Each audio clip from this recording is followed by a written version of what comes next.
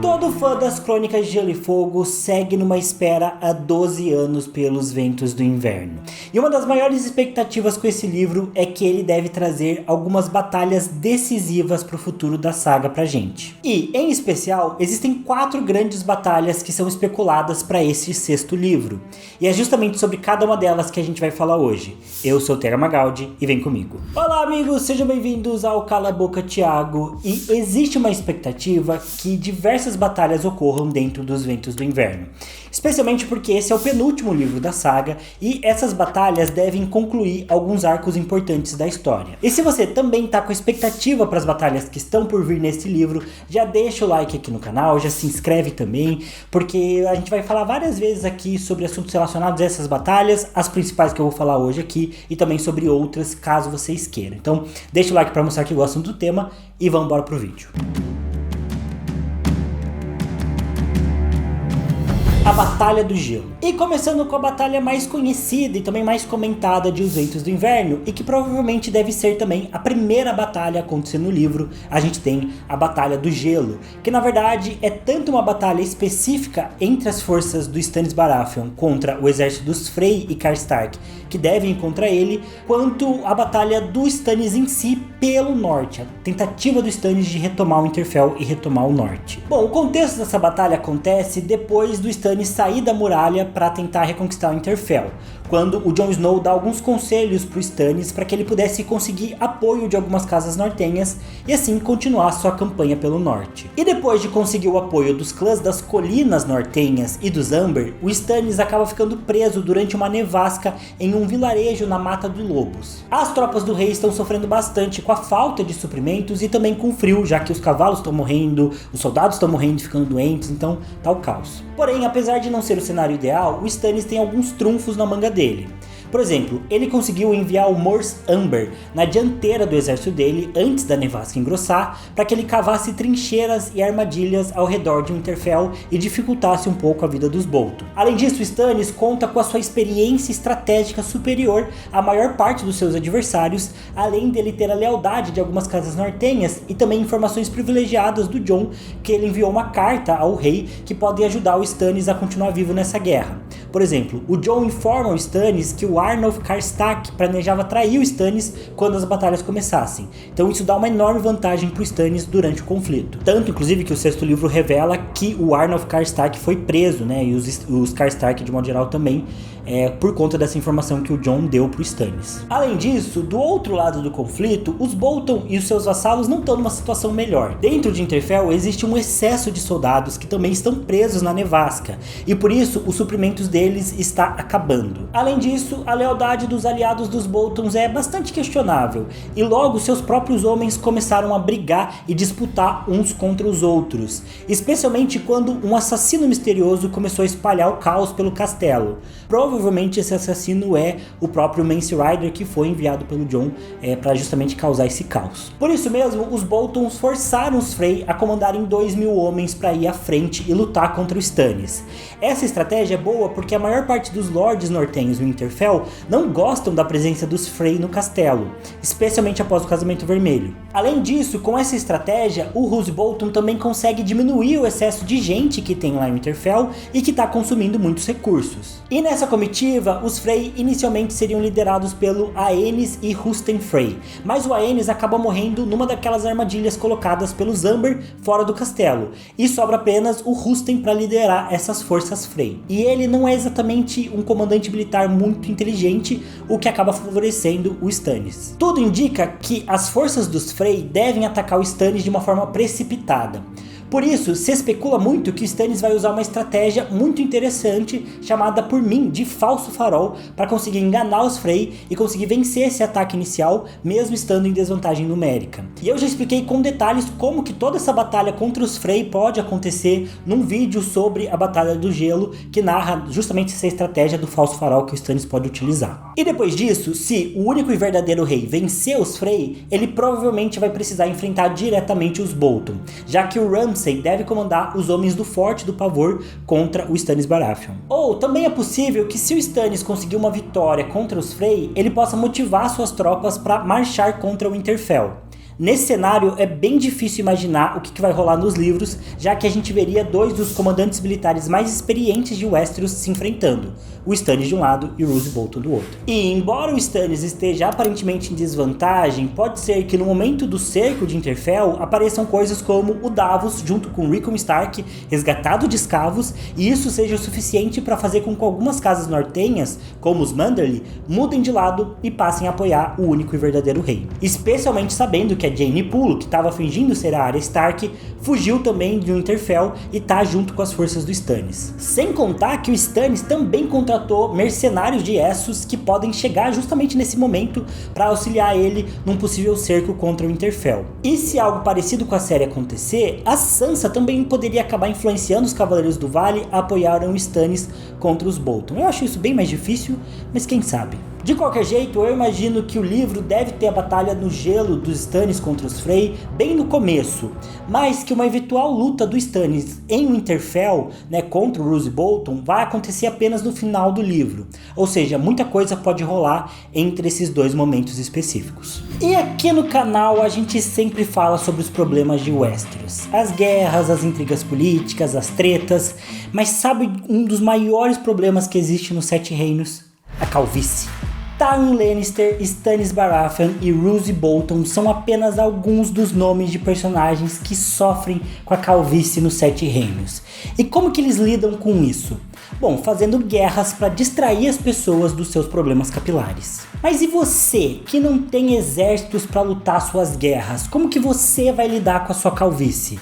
Nada tema, meu amigo, porque você pode contar com a Manual. A Manual oferece tratamentos personalizados para calvície com produtos individuais prescritos diretamente para você e que ajudam desde aqueles casos que estão nos primeiros estágios da calvície até os casos mais avançados. E tudo isso com acompanhamento especializado, como se você tivesse um mestre da cidadela só para cuidar dos seus cabelos. E olha, os resultados já começam a aparecer após o 4º mês de tratamento, então a coisa é boa. E o melhor é que você pode fazer tudo isso online sem precisar marcar consulta ou sair de casa, com os produtos chegando bonitinhos até você, com destaque para o frete grátis para todo o Brasil. E se você tá aí pensando que precisa ter o ouro de um Lannister para contratar a Manual, saiba que você tá enganado, meu amigo.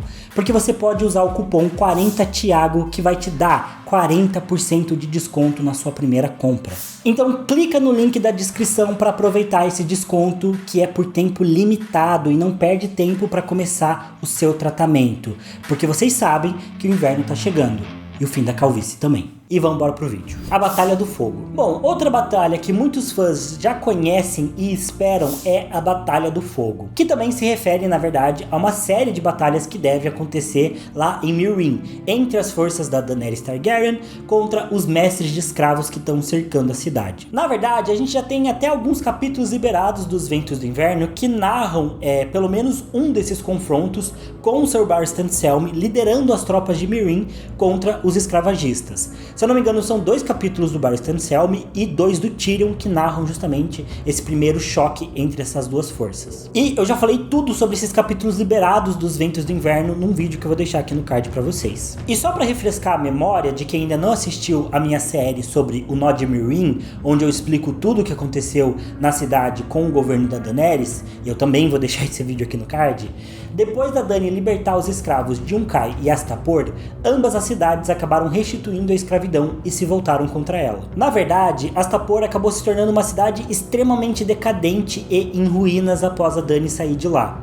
E Yunkai, que tinha restabelecido a escravidão, conquistou Astapor e também restabeleceu os mestres de escravos por lá. Depois disso, eles se uniram a Nova Guiz e a Volantis para cercar Meereen completamente. Como se não bastasse, muita gente fugiu do massacre de Astapor e foi tentar se refugiar em Meereen, mas essas pessoas estavam quase que todas doentes com a égua descorada, então a Dany não pôde deixá-las entrarem na cidade e acabou montando um acampamento de refugiados ao redor de Meereen. E para piorar, dentro da cidade, os nobres se voltavam secretamente contra Daenerys usando os Filhos da Árpia, que assassinavam os soldados da da Dany na calada da noite e causavam o caos inteiramente. Durante todo o quinto livro, nós vemos a Mãe dos Dragões tentando negociar a paz dentro e fora de Meereen, e ela quase consegue isso. Mas perto do livro acabar, rola uma tentativa de assassinato contra Daenerys e, nas lutas de reabertura da Arena de Reznak, que era parte do acordo de paz, o Drogon aparece, atraído pelo fogo e o cheiro de sangue, e a Daenerys tem que voar nele, indo pra fora da cidade. Na verdade, o Drogon é atraído só pelo sangue. Não sei porque eu coloquei fogo no roteiro. Fogo e sangue na cabeça. Isso faz com que o Sir Barristan Selmy precise assumir o controle de Meereen. Então, ele começa a planejar a luta contra os inimigos da Daenerys, porque ele acredita que a paz acabou. O problema é que eles estão em desvantagem, e os outros 2 dragões da Dany também estão soltos por Meereen e completamente descontrolados. Mesmo assim, a gente vê no começo do 6º livro, no capítulo liberado, que o Sir Barristan consegue bolar um plano e ataca os Yuncaítas, que, apesar de serem numerosos, são soldados bem medíocres. O Sir Barristan então consegue pegar eles de surpresa, e para consolidar sua vitória, também é nesse momento que as forças do Victarion Greyjoy chegam em Meereen e atacam esses inimigos. Lembrando que o Victarion está indo para Meereen durante todo o 5º livro. O Victarion foi para Meereen a mando do Euron, para pedir a mão da Daenerys em casamento. Mas o plano do Victarion em si é roubar a Daenerys para ele mesmo. E ele possui um berrante mágico que, supostamente, pode controlar dragões, algo que a Dany precisa muito no momento, já que também durante o 5º livro, parte do dilema dela foi a forma como os dragões estavam rebeldes. Pelo capítulo liberado do Barristan e do Tyrion em Os Ventos do Inverno, a gente sabe que Meereen venceu esse primeiro confronto contra os mestres de escravos. Porém, tudo indica que os inimigos da Dany devem continuar indo contra ela. Além disso, internamente em Meereen, a Dany também tem muita oposição, o que deve ser um problema recorrente para os Ventos do Inverno. Eu acredito que a Daenerys deva aparecer na cidade com o Calazar para vencer finalmente seus adversários, mais ou menos da forma como a gente viu na série. Mas provavelmente vai ser bem mais difícil e bem mais complicado essas batalhas do que aconteceu em Game of Thrones, que foi tudo resolvido em um episódio. Além disso, os capítulos do Tyrion também mostraram que alguns mercenários devem trocar de lado e passar a apoiar a Daenerys.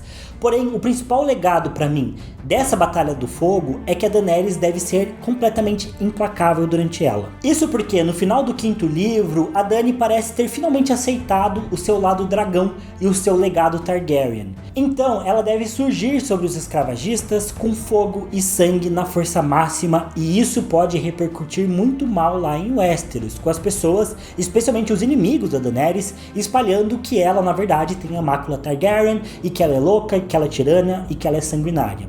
Pode ser que ocorra algo assim, é pra gente ficar de olho aí pra essa próxima batalha. A Batalha do Aço. Bom, e partindo de um Targaryen para outro, ou supostamente, a gente tem a Batalha do Aço, que se refere à tomada do castelo de Ponta Tempestade pelo jovem Griff, que alega ser o Aegon Targaryen, o filho morto do Rhaegar e da Elia Martell, que devia ter morrido durante o saque de Porto Real, mas supostamente foi salvo pelo Varys e trocado por um outro garoto, e se tornou aí o jovem Griff. No 5º livro, A Dança dos Dragões, a gente descobre pelos capítulos do Tyrion que existe esse garoto chamado de Jovem Griff, que alega ser o Aegon Targaryen. Segundo a história dele e do seu mentor, o Grifo, ele teria sido salvo pelos Varys durante o massacre de Porto Real e teria sido mandado para fora de Westeros junto de um dos melhores amigos do Rhaegar, o Jon Connington, que é justamente o Grifo. Em segredo, esse jovem Aegon teria sido educado e treinado para ser um rei, conhecendo a necessidade do povo comum, também entendendo perfeitamente o seu dever como futuro senhor dos 7 reinos. Ou seja, ele teria sido criado para ser um rei perfeito. E o plano inicial do Jon Connington era levar esse suposto Aegon para Daenerys para conseguir a mão dela em casamento. No 5º livro todo mundo quer casar com a Daenerys. Porém, o Tyrion consegue manipular o rapaz e faz com que ele mude os planos dele. Então, o Aegon consegue apoio da Companhia Dourada, que já estava meio do lado dele, e parte direto para Westeros com o intuito de tomar o máximo de território possível e conseguir, assim, pedir a mão da Daenerys em casamento. Porque nesse sentido, ele não iria até Meereen como um mendigo pedir a mão dela em casamento. Ele já teria território em Westeros, já teria feito conquistas militares, já teria um posto lá nos 7 reinos, e quando a Daenerys chegasse, aí sim ela poderia ver ele como um candidato que tinha algo a oferecer pra ela, né? E aí sim eles poderiam casar. O que o Tyrion fala, tava tentando manipular o menino, mas faz bastante sentido, né? A gente vê no 5º livro como tem um monte de gente querendo casar com a Daenerys. Por que ela ia aceitar esse Aegon? Tem o fato de que ela nunca ia aceitar ele, mas isso é assunto para outro vídeo. No final do 5º livro, a gente vê que esse plano do Aegon começa a dar certo. porque ele e as suas forças, especialmente a Companhia Dourada, conseguem retomar o Poleiro do Grifo, que era a antiga sede da Casa Coniton. E, aparentemente, o plano seguinte deles seria tentar tomar Ponta Tempestade. Essa ideia de tomar Ponta Tempestade é muito ousada, já que Ponta Tempestade é um dos castelos mais difíceis de tentar atacar em Westeros. Porém, num capítulo liberado dos Ventos do Inverno da Arianne Martell, a gente vê que ela tá indo para se encontrar com esse Aegon, e nesse capítulo a gente tem informação de que o plano do Aegon de tomar Ponta Tempestade supostamente deu certo. A gente não sabe se esse capítulo da Arianne é do começo, meio ou do final do 6º livro, mas muita gente duvida que o Aegon realmente tenha conseguido tomar Ponta Tempestade de uma forma tão fácil, por ser um castelo realmente muito inexpugnável, como eles dizem lá do Ninho da Águia. Ponta Tempestade também é. Então talvez ele tenha apenas liberado essas informações para tentar enganar os Lannisters, porque a gente sabe que o exército do Mace Tyrell também começou a marchar em direção à Ponta Tempestade. Então pode ser que Porto Real agora esteja bastante indefesa.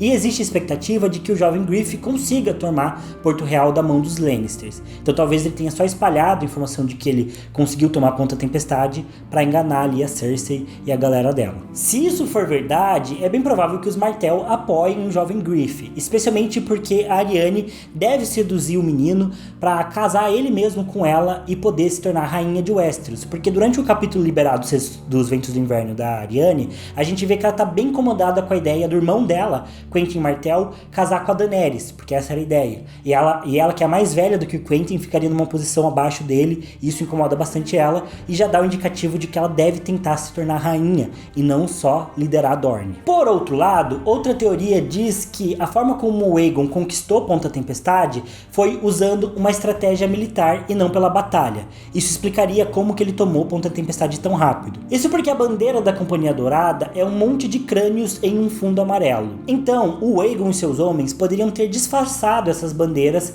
para que elas ficassem parecidas com as bandeiras Baratheons, que também são amarelas. Nesse caso, a guarnição de Ponta Tempestade podia pensar que era o Stannis voltando do norte e assim abrir os portões do castelo para ele.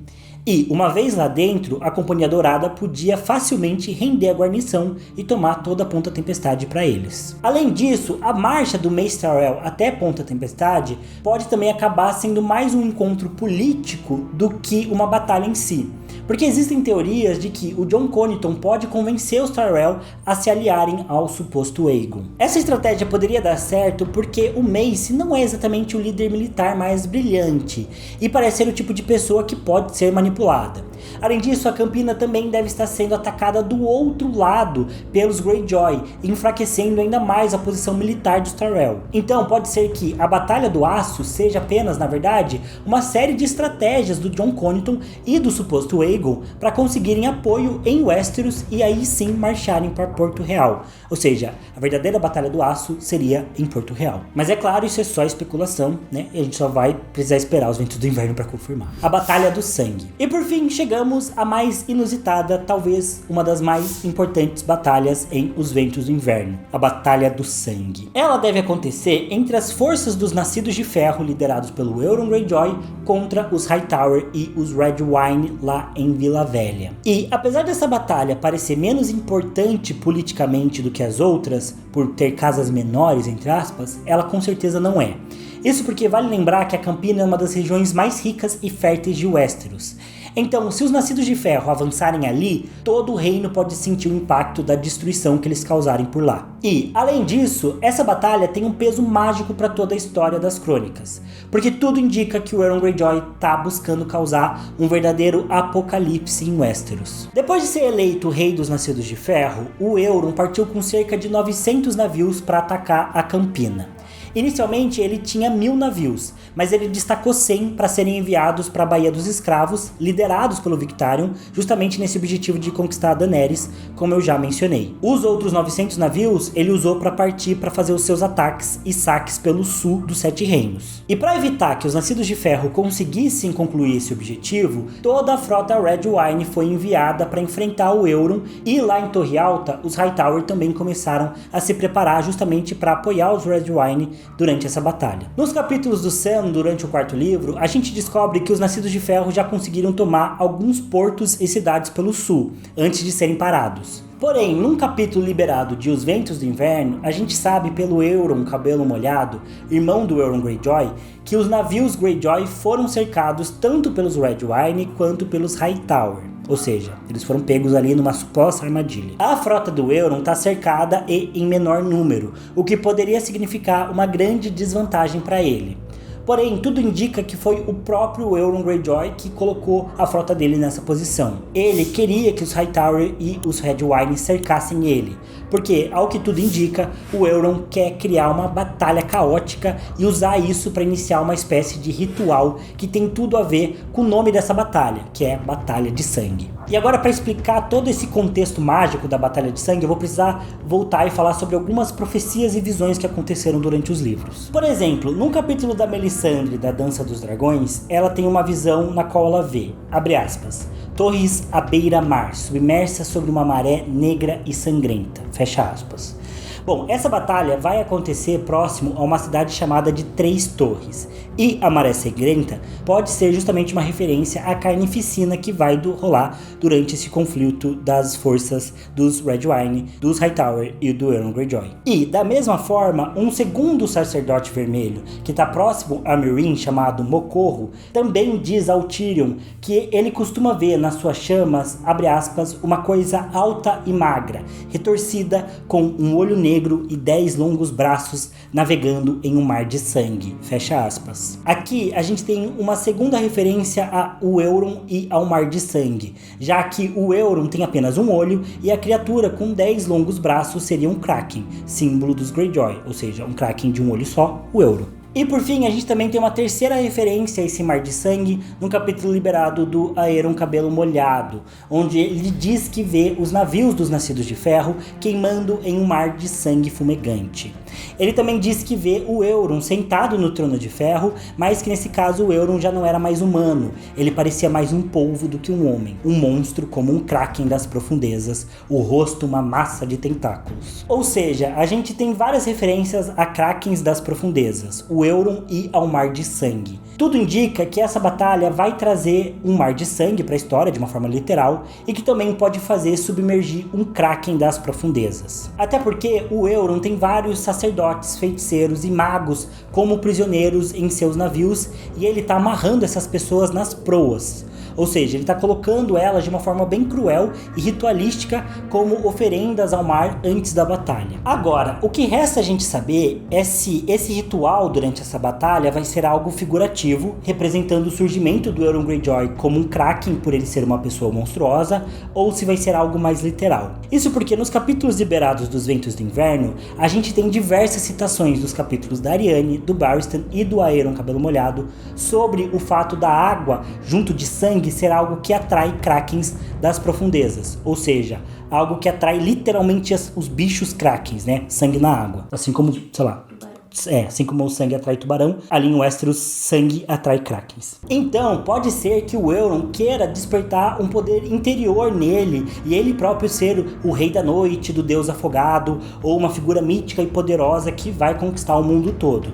Pode ser que esse ritual durante essa batalha seja sobre isso. Ou pode ser que o Euron esteja realmente tentando fazer com que surjam Krakens para destruir toda a frota dos Hightower e dos Redwyne, para que ele possa tomar facilmente Vila Velha e ser um golpe bem forte ali na Campina. Independente se for um ritual literal ou não, o Euron deve ser vitorioso nessa batalha do sangue. E para mim, ele provavelmente vai se tornar o principal inimigo a ser vencido nos últimos livros das Crônicas de Gelo e Fogo, porque o cara é cruel e não tá pra brincadeira. Mas é isso, pessoal, o vídeo de hoje fica por aqui. Não deixem de comentar o que vocês acham dessas 4 grandes batalhas dos Ventos do Inverno, e comentem aí o que vocês acham que vai acontecer, quem que vai ser vitorioso, qual que vai ser as consequências delas.